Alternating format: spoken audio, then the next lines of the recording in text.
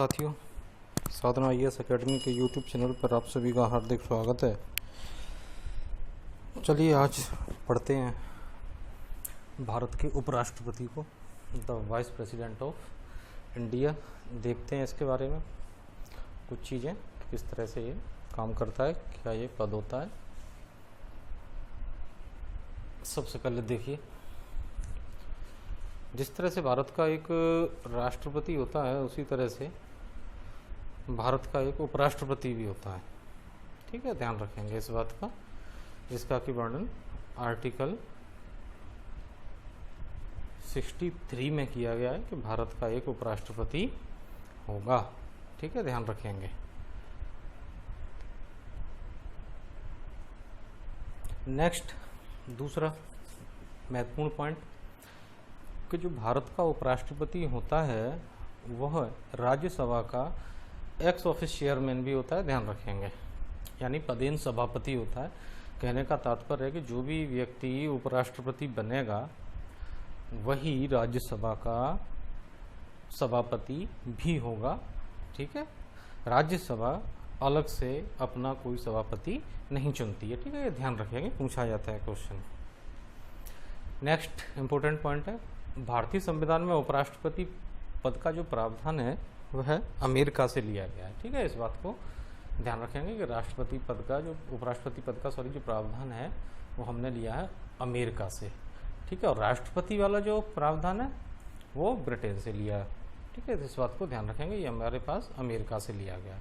राज्यसभा का पदेन सभापति होता है, इस बात को ध्यान रखेंगे। और भारत का उपराष्ट्रपति आर्टिकल 63 में। क्वालिफिकेशंस क्या क्या होनी चाहिए इसके, सिंपल सी बात है, जो सबके लिए भारत का नागरिक राष्ट्रपति के लिए गई थी 35 वर्ष की आयु पूर्ण, राज्यसभा का सदस्य बनने की योग्यता होनी चाहिए। इसमें ये वाली बात ये ध्यान रखेंगे, क्योंकि राष्ट्रपति की जब हम लोगों ने पढ़ी थी क्वालिफिकेशंस तो उसमें थी लोकसभा का सदस्य बनने की योग्यता होनी चाहिए। इसमें है राज्यसभा का सदस्य बनने की योग्यता होनी चाहिए। नेक्स्ट, लाभ के पद पर नहीं होना चाहिए। ठीक है, नेक्स्ट, प्रत्याशी का जो नाम है, जो भी व्यक्ति चुनाव लड़ेगा उपराष्ट्रपति का, उसका नाम कम से कम 20 मतदाताओं द्वारा प्रस्तावित होना चाहिए और 20 मतदाताओं द्वारा अनुमोदित होना चाहिए, और 15,000 रुपये आपकी जमानत राशि है। ठीक है, थोड़ा सा यहाँ पर राष्ट्रपति को भी अगर हम देखें तो जो राष्ट्रपति का है वो 50 मतदाताओं द्वारा प्रस्तावित था और 50 मतदाताओं द्वारा अनुमोदित था। ठीक है, तो ये बात ध्यान रखेंगे। इलेक्शन कैसे होता है इसका वाइस प्रेसिडेंट का, केवल संसद के दोनों सदनों के सभी सदस्यों। ठीक है, इस बात को ध्यान रखेंगे, या निर्वाचित या मनोनीत से कोई मतलब नहीं है, दोनों सदनों के सभी सदस्य चाहे वो निर्वाचित हो या मनोनीत हो भाग लेते हैं। ठीक है, और पद्धति वही है जो राष्ट्रपति की आनुपातिक पद्धति की एकल संक्रमणीय मत प्रणाली। ठीक है, ध्यान रखेंगे, तो यहाँ पे कंफ्यूजन नहीं होंगे, जो क्योंकि राष्ट्रपति के जो इलेक्शन की जो हमने बात पढ़ी थी उसमें लोकसभा प्लस राज्यसभा प्लस विधानसभाएं प्लस दिल्ली और पुदुचेरी विधानसभाओं के निर्वाचित सदस्य, ठीक है, ये लोग थे। और यहाँ पर हम देख रहे हैं, यहाँ उपराष्ट्रपति के निर्वाचन में केवल संसद के दोनों सदनों के सभी सदस्य हैं।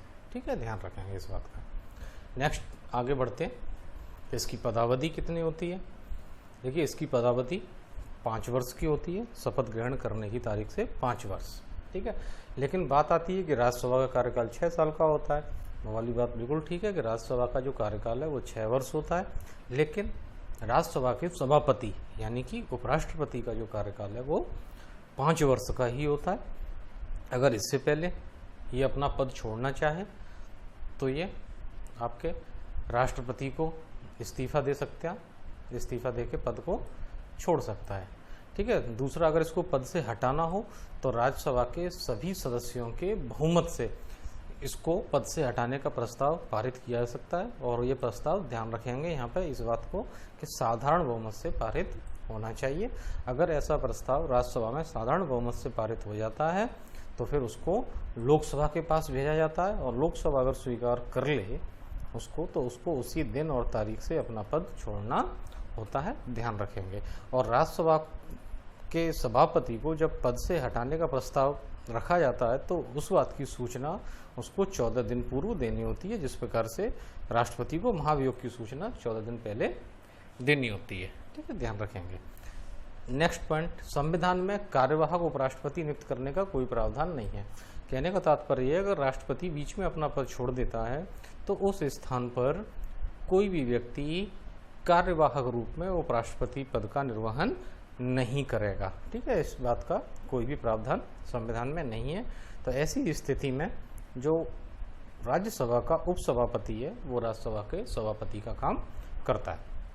नेक्स्ट, शपथ की बात आती है। आर्टिकल 69 के तहत ये शपथ लेता है। ठीक है, और किसके समक्ष लेता है? राष्ट्रपति के समक्ष या उसके द्वारा नियुक्त किसी व्यक्ति के समक्ष ये शपथ लेगा। तो यहाँ पे एक बात विशेष याद रखने की है कि राष्ट्रपति की जो शपथ की बात है और एक उपराष्ट्रपति के शपथ की बात है, ये संविधान के आर्टिकल में वर्णन है। ठीक है, बाकी सब का अनुसूची में वर्णन है। ठीक है, आगे आएगा तब देखेंगे। अब इसके पावर्स देख लेते हैं, फंक्शंस क्या क्या हैं, शक्तियाँ और कार्य। राज्यसभा की सभी बैठकों की अध्यक्षता करता है। ठीक है, अब हम लोगों ने देखा कि राज्यसभा का ये सदस्य नहीं होता। ठीक है ना, क्योंकि कोई भी व्यक्ति उपराष्ट्रपति का चुनाव लड़ सकता है, जरूरी नहीं है कि राज्यसभा का सदस्य हो, बस योग्यता होनी चाहिए। लेकिन वो पदेन सभापति राज्यसभा का होता है। तो यहाँ पे ध्यान रखेंगे कि ये राज्यसभा की बैठकों की अध्यक्षता तो करता है। अब चूंकि ये राज्यसभा का सदस्य नहीं होता है इसलिए इसको मतदान करने का अधिकार नहीं होता है। ठीक है ना, ध्यान रखेंगे, इसलिए ये मतदान नहीं करता है ये। लेकिन अगर बराबर मत की स्थिति हो तो ऐसे में निर्णायक मत तो ये दे सकता है। ठीक है, ये वाली बात ध्यान रखेंगे, निर्णायक मत दे सकता है, कास्टिंग वोट दे सकता है, वैसे नहीं देगा। जिस तरह से लोकसभा अध्यक्ष दे रहा था उस तरह से ये भी देगा निर्णायक मत, लेकिन वैसे वोट ये अपना नहीं देगा, सदस्य नहीं होता है ये इसलिए। ठीक है, ध्यान रखेंगे। अगर ये त्यागपत्र देता है तो राष्ट्रपति जब भी इसको त्यागपत्र देगा, अगर राष्ट्रपति अपना पद छोड़ता है बीच में त्यागपत्र के द्वारा, तो हम लोगों ने पढ़ा भी था कि राष्ट्रपति अपना त्यागपत्र उपराष्ट्रपति को देगा, तो उपराष्ट्रपति का ये कर्तव्य बनता है कि वो राष्ट्रपति के त्यागपत्र की सूचना तुरंत लोकसभा अध्यक्ष को दे। ठीक है, ध्यान रखेंगे। कार्यवाहक राष्ट्रपति के रूप में उपराष्ट्रपति काम कर सकता है और करता भी है। अगर किसी कारणवश राष्ट्रपति का पद रिक्त है तो ऐसी स्थिति में उपराष्ट्रपति कार्यवाहक राष्ट्रपति के रूप में कार्य करता है। अगर उपराष्ट्रपति का पद भी खाली है और राष्ट्रपति का पद भी खाली है तो ऐसी स्थिति में कार्यवाहक राष्ट्रपति के पद पर भारत के मुख्य न्यायाधीश आसीन हो जाते हैं और वो राष्ट्रपति के कार्यवाहक राष्ट्रपति के रूप में कार्य करते हैं। ठीक है, ध्यान रखेंगे इस बात को।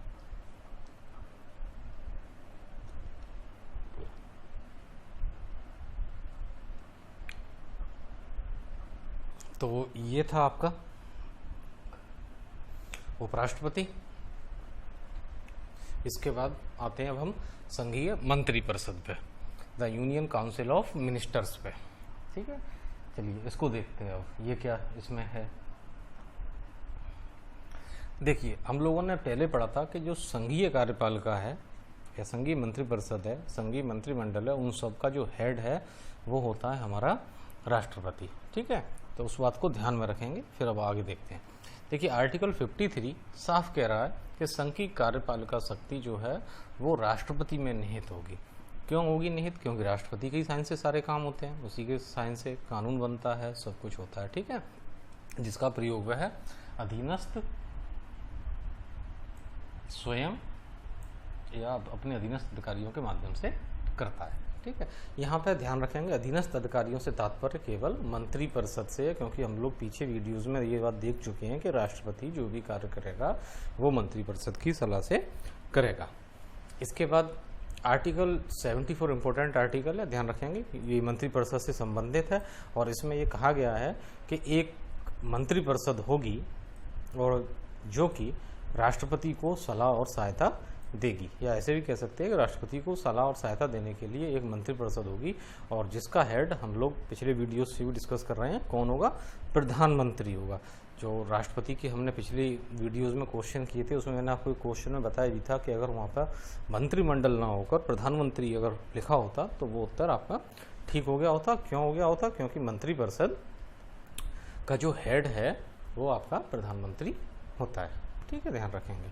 नेक्स्ट, मंत्रिपरिषद की जो कार्यपालिका शक्ति हैं उनका वास्तविक प्रयोगकर्ता जो है वो प्रधानमंत्री, या कहेंगे ऐसे भी कह सकते हैं कि कार्यपालिका शक्तियों का जो वास्तविक प्रयोगकर्ता है वो मंत्रिपरिषद है। ठीक है ना, मंत्रिपरिषद ही प्रयोग करती है सारी शक्तियों को, इसलिए वह लोकसभा के प्रति सामूहिक रूप से उत्तरदायी होती है। ठीक है, अब सामूहिक रूप से उत्तरदायी का मतलब क्या हो गया, कलेक्टिवली रेस्पॉन्सिबल, मतलब अगर किसी एक सदस्य ने इस्तीफा दिया तो सभी सदस्यों को इस्तीफा देना पड़ेगा। ठीक है, सामूहिक रूप से उत्तरदायी का मतलब ये होता है, ऐसा नहीं है कि कोई एक व्यक्ति अगर इस्तीफा दे रहा है अपने काम को सही से या किसी भी अन्य कारण से, तो ऐसा नहीं है कि बस वही उत्तरदायी है केवल अपने काम को लेके, बल्कि पूरी मंत्रिपरिषद उत्तरदायी होगी सामूहिक रूप से। ऐसा क्यों होता है, इसके पीछे एक रीज़न ये है कि लोकसभा या राज्य की विधानसभाएं हैं, उसमें सरकार बनाने के लिए कुछ बहुमत की आवश्यकता होती है। ठीक है ना, जैसे अभी वर्तमान उदाहरण लें अगर हम इसका राजस्थान का, तो वहाँ पे हम लोग स्थिति देख रहे हैं आज के समय में क्या हो रही है। ठीक है ना, दोबारा फ्लोर टेस्ट करना पड़ेगा अशोक गहलोत को। क्यों करना पड़ेगा, क्योंकि 200 विधानसभा सीटें हैं वहाँ, तो सरकार बनाने के लिए कितनी चाहिए हमें, 50% +1। ठीक है, तभी बन पाएगी, 50% पे तो बनेगी नहीं। अगर मान लो 101 सदस्यों ने शपथ ग्रहण की, बहुमत पेश किया और सरकार बना ली, लेकिन किसी कारणवश अगर एक मंत्री या एक सदस्य ने इस्तीफा दे दिया तो बहुमत कम हो जाएगा, क्योंकि 100 सीटें बची फिर, और हमें चाहिए 50% +1। तो इस वजह से ऐसा कहा जाता है कि सामूहिक रूप से उत्तरदायित्व होता है। ठीक है ना, तो वही स्थिति सेम लोकसभा में है। ध्यान रखेंगे कि अगर कोई एक सदस्य या मंत्रिपरिषद का कोई भी एक सदस्य इस्तीफा देता है तो संपूर्ण मंत्रिपरिषद को अपने पद से इस्तीफा देना पड़ेगा। ठीक है, सामूहिक रूप से उत्तरदायी होता है। इसलिए संसदीय शासन प्रणाली में सत्ता का जो केंद्र बिंदु होता है वो ध्यान रखेंगे कौन होगा, मंत्रिपरिषद होगी। क्यों होगी, क्योंकि ये लोकसभा के प्रति सामूहिक रूप से उत्तरदायी होती है। अब बात आती है कि मंत्रिपरिषद में कौन कौन लोग होते हैं। ठीक है, तो जैसा कि स्लाइड पे आपको दिख रहा होगा कि मंत्रिपरिषद की रचना किन किन लोगों से मिलकर होती है, तो हम इसको एक फॉर्मूले के रूप में भी याद कर सकते हैं। मंत्रिपरिषद बराबर प्रधानमंत्री सबसे ऊपर, उसके बाद कैबिनेट मंत्री, कैबिनेट मंत्री से नीचे राज्य मंत्री, और राज्य मंत्री से नीचे आपके उप मंत्री। ठीक है ना, प्रधानमंत्री सबसे बड़ा क्योंकि ये हेड होता है। इसके बाद कैबिनेट मंत्री होते हैं, कैबिनेट मंत्री की सहायता के लिए राज्य मंत्री होते हैं, और राज्य मंत्री की सहायता के लिए उप मंत्री होते हैं। लेकिन कभी कभी राज्य मंत्रियों को आप लोगों ने देखा होगा स्वतंत्र प्रभार दे दिया जाता है, जिससे कि वो एज ए कैबिनेट मिनिस्टर काम करते हैं। ठीक है, ध्यान रखेंगे इस बात का। प्रधानमंत्री की नियुक्ति की बात आती है, या प्रधानमंत्री कैसे चुना जाता है। इतना आप सब लोग तो जानते ही होंगे कि जो प्रधानमंत्री है अपना, वो हमेशा बहुमत दल के नेता को ही चुना जाता है, और उसको चुनता है हमारा राष्ट्रपति। ठीक है, तो वही वाली बात यहाँ पर लिखी हुई है कि प्रधानमंत्री की नियुक्ति राष्ट्रपति अनुच्छेद 75(1) के तहत करता है, और बहुमत दल के नेता को चुन लेता है, और अन्य मंत्रियों की नियुक्ति राष्ट्रपति प्रधानमंत्री की सलाह पर करता है। ध्यान रखेंगे। ठीक है, और जितने भी मंत्री हैं वो राष्ट्रपति के प्रसाद पर्यंत अपना पद धारण करते हैं। यहाँ पे ये ध्यान रखेंगे, अगर कोई आपसे पूछता है कि मंत्री कितने समय तक अपने पद पर रहता है, तो आप 5 साल नहीं बताएंगे, आप उसको बोलेंगे राष्ट्रपति के प्रसाद पर्यंत। ऐसा इसलिए कहा गया है कि राष्ट्रपति उसकी नियुक्ति कर रहा है। अगर प्रधानमंत्री किसी भी मंत्री को हटाने की राष्ट्रपति से अगर सिफारिश कर दे तो राष्ट्रपति उस मंत्री को पद से हटा देगा। ठीक है, तो इसलिए ये शब्द यूज किया जाता है कि मंत्री जो है वो राष्ट्रपति के प्रसाद पर्यंत अपना पद धारण करते हैं। नेक्स्ट, कोई भी व्यक्ति मंत्री बनते समय संसद का सदस्य नहीं है तो उसे 6 महीने के भीतर संसद का सदस्य बनना होगा। ठीक है, इंपॉर्टेंट पॉइंट है, ध्यान रखेंगे। कैसे, अभी देखते हैं। अभी इसका उदाहरण हम लोग महाराष्ट्र में भी देख सकते थे, बट वो राज्य की बात थी। जैसे उद्धव ठाकरे जी वहाँ पे मुख्यमंत्री बने, मुख्यमंत्री बनते समय वो किसी सदन के सदस्य नहीं। ठीक है ना, लेकिन यहाँ पे ये कंपल्सरी है कि 6 महीने के अंदर संबंधित व्यक्ति को, जो भी मंत्री बना हो या प्रधानमंत्री बना हो या मुख्यमंत्री बना हो या जो भी है, उसको 6 महीने के अंदर अब किसी भी सदन का सदस्य बनना होगा। ठीक है, क्योंकि हम यहाँ पे संघ की बात कर रहे हैं, इसलिए हम यहाँ पे केवल संसद में रहते हैं। तो यहाँ पे हम लोगों ने लिखा है कि कोई भी व्यक्ति अगर मंत्री बना है और उस समय अगर वो संसद का सदस्य नहीं है तो वो अधिक से अधिक 6 महीने के भीतर ऐसी स्थिति में मंत्री पद पर रह सकता है। या अगर हम इसको ऐसे भी कह सकते हैं कि अगर उसको कंटिन्यू मंत्री बन के रहना होगा तो उसको 6 महीने के अंदर संसद का सदस्य बनना पड़ेगा, चाहे वो लोकसभा का बने या राज्यसभा का बने। नेक्स्ट, मंत्रियों के प्रकार, जैसा कि अभी बताया था, कैबिनेट मंत्री सबसे ऊपर, उसके बाद राज्य मंत्री, ये इसकी सहायता के लिए, और उप मंत्री ये इसकी सहायता के लिए, ठीक है। लेकिन कभी कभी राज्य मंत्रियों को स्वतंत्र प्रभार दे दिया जाता है, तो वो एज ए कैबिनेट मंत्री भी कार्य करते हैं, तो ध्यान रखेंगे। तो आप लोग सुनते होंगे कि कैबिनेट मंत्री की बैठक हो रही है, कैबिनेट की बैठक हो रही है, तो कैबिनेट बैठक में कैबिनेट मंत्री भाग लेते हैं केवल, ठीक है, ये ध्यान रखेंगे, ना कि राज्य मंत्री और उप मंत्री। लेकिन अगर किसी राज्य मंत्री को स्वतंत्र प्रभार है तो वो कैबिनेट की मीटिंग में भाग लेता है, ठीक है, ध्यान रखेंगे। नेक्स्ट, मंत्रिमंडल देखते हैं। देखिए, कैबिनेट मंत्रियों के समूह को, ठीक है, बहुत सरल भाषा में लिखा, मुझे नहीं लगता आप लोगों को परेशानी होगी। तो कैबिनेट मंत्रियों के समूह को, केवल कैबिनेट मंत्री नंबर 1, इनके समूह को क्या कहते हैं हम?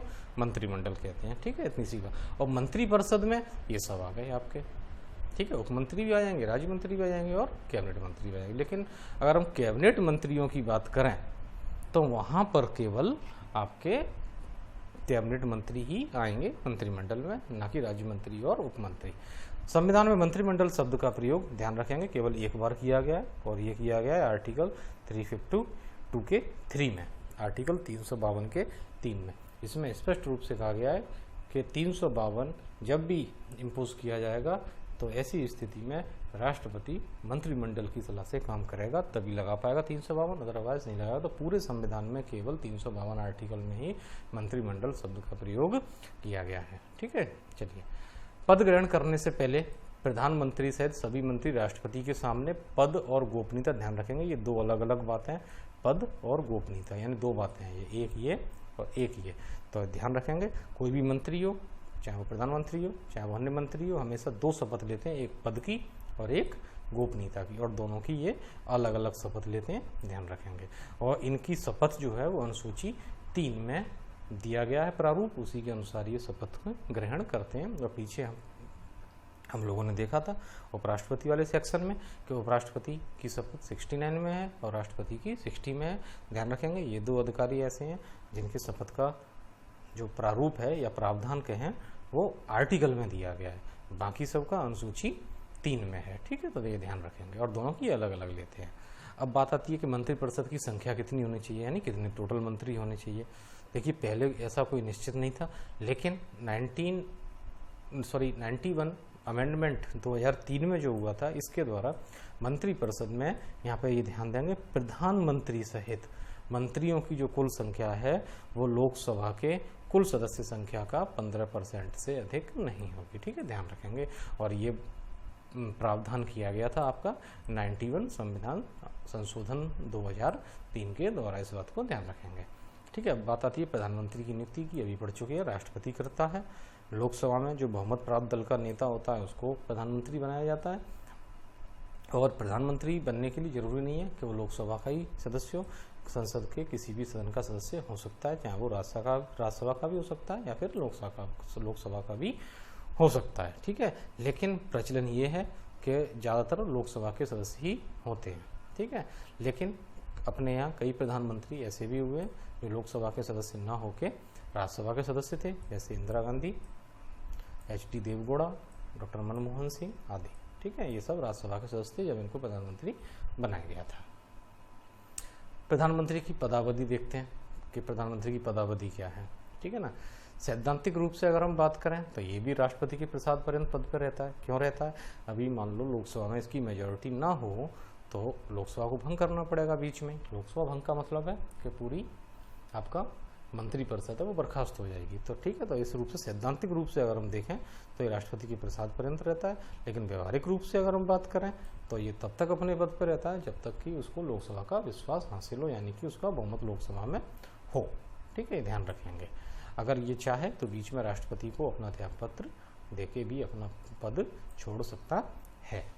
ठीक, कार्य देखते हैं अब इसके कि कार्य क्या है। मंत्रिपरिषद का गठन करता है, उनको विभागों का बंटवारा करता है।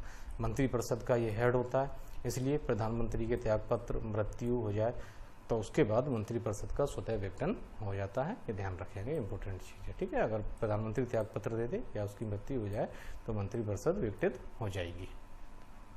विदेश नीति का निर्धारण अपने प्रधानमंत्री द्वारा ही किया जाता है, ये ध्यान रखेंगे। इस समय भी आप लोग देख सकते हैं कि मोदी की जो नीतियाँ चल रही हैं तो वो सब प्रधानमंत्री स्वयं डिसाइड करता है, ठीक है, ध्यान रखेंगे। मंत्रिपरिषद व राष्ट्रपति के बीच बातचीत की कड़ी होता है, यानी मीडिएटर का काम करता है मंत्रिपरिषद और राष्ट्रपति के बीच में। पीछे भी हम लोग इस चीज़ को क्लियर कर चुके हैं, ठीक है। तो ये था आपका प्रधानमंत्री। नेक्स्ट आते हैं भारत का महान्यायवादी पे, दूसरा प्रमुख अधिकारी है ये अटॉर्नी जनरल ऑफ इंडिया। इसका वर्णन संविधान के अनुच्छेद 76 में किया गया है, ध्यान रखेंगे।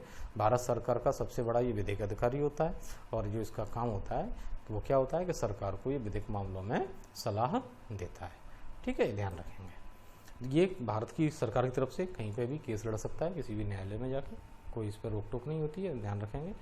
और इसकी जो नियुक्ति है वो मंत्रिपरिषद की सलाह पर राष्ट्रपति करता है। देखिए यहाँ पे एक बात ध्यान रखेंगे, किताबों में अगर आपको या कहीं पे भी कोई आपको बताए कि महान्यायवादी या किसी और अधिकारी की नियुक्ति राष्ट्रपति करता है, तो आप यहाँ पे इस चीज़ को अपने आप दिमाग में आपकी चलनी चाहिए कि मंत्रिपरिषद की सलाह पर ही राष्ट्रपति ऐसा कर रहा होगा, ठीक है। बिना मंत्रिपरिषद की सलाह पर राष्ट्रपति नहीं करता है कोई भी काम, ठीक है। और इसका पद की बात करें, कब तक पद पर रहेगा ये महान्यायवादी, तो राष्ट्रपति के प्रसाद पर्यंत तक ये पद पे रहता है, ठीक है, ध्यान रखेंगे।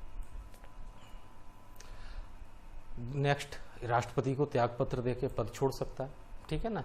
लेकिन परंपरा क्या बनी हुई है अपने यहाँ देखें।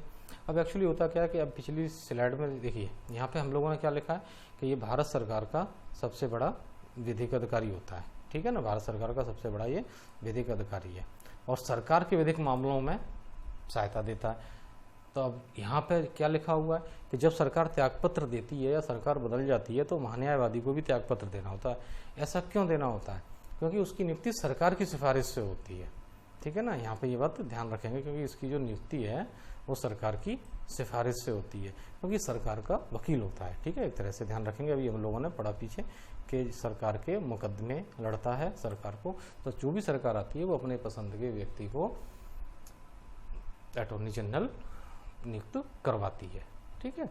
तो इसलिए ये बात लिखी है यहाँ पे कि परंपरा है ऐसी, ठीक है, ध्यान रखेंगे। नेक्स्ट, महान्यायवादी किसी ऐसे व्यक्ति को चुना जाता है या नियुक्त किया जाता है जो उच्चतम न्यायालय का न्यायाधीश बनने की योग्यता रखता हो। इंपॉर्टेंट पॉइंट है, ध्यान रखेंगे। अगर इसकी कोई आपसे पूछता है कि महान्यायवादी बनने के लिए क्या योग्यता होनी चाहिए, तो सीधा सा एक लाइन का आपका ये जवाब होना चाहिए कि ऐसा व्यक्ति जो उच्चतम न्यायालय का न्यायाधीश बनने की योग्यता रखता हो। और उच्चतम न्यायालय का न्यायाधीश बनने की क्या योग्यता होती है वो हम लोग आगे की स्लाइड्स में या वीडियोज़ में देखते रहेंगे, ठीक है। चलिए अब इसके कार्य देख लेते हैं कि ये कार्य क्या करता है महान्यायवादी। सबसे पहला काम, राष्ट्रपति द्वारा निर्देशित विषयों पर भारत सरकार को सलाह देता है। दूसरा क्या करता है, भारत के किसी भी न्यायालय में ये सुनवाई कर सकता है, दोनों सदनों की कार्रवाई में भाग ले सकता है, अपने विचार रख सकता है, लेकिन मतदान नहीं कर सकता। ध्यान रखेंगे, ये पीछे भी मैंने डिस्कस किया था वीडियो में आपके साथ। यहाँ पे मैं आपको ये बात फिर बता रहा हूँ कि इसको ध्यान रखेंगे कि दोनों सदनों की कार्रवाई में भाग ले सकता है, अपने विचार भी रख सकता है, लेकिन मतदान करने का इसको अधिकार नहीं होता। अगर आपसे कोई ये पूछता है कि ऐसा क्यों नहीं होता, ये मतदान क्यों नहीं कर सकता, तो सीधा सा इसका जवाब है क्योंकि ये संसद के किसी भी सदन का सदस्य नहीं होता है, ठीक है, ध्यान रखें, इसलिए ये मतदान नहीं करता है। संयुक्त बैठक में भी भाग लेता है, ठीक है, लेकिन मतदान वहाँ भी नहीं करेगा। क्यों नहीं करेगा? क्योंकि ये संसद के किसी सदन का सदस्य नहीं है, ठीक है, ध्यान रखेंगे। इसके अलावा एक यहाँ पे ये नोट लिख दिया है मैंने, इम्पोर्टेंट है इसलिए कि महान्यायवादी की सहायता के लिए एक सॉलिसिटर जनरल होता है व 2 एडिशनल सॉलिसिटर जनरल भी होते हैं। लेकिन संविधान में इन दोनों के पदों का कोई वर्णन नहीं है, ध्यान रखेंगे। संविधान में केवल अटॉर्नी जनरल के पद का वर्णन है और ये जो पद है सॉलिसिटर जनरल के और एडिशनल सॉलिसिटर जनरल के, ये भारत सरकार द्वारा सृजित किए गए हैं, ठीक है, अटॉर्नी जनरल की सहायता के लिए। तो यहाँ पे कंफ्यूजन नहीं होना है, इस बात को ध्यान में रखेंगे। तो ये थी हमारी आज की वीडियोस। तो थोड़ा सा इसको आप लोग ध्यान से पढ़ते रहेंगे और वीडियो कैसी लगी ये कमेंट में लिख के आप लोग ज़रूर बताएं। और आप लोगों को वीडियो देखने के लिए बहुत बहुत धन्यवाद। आपका दिन बहुत बहुत शुभ हो।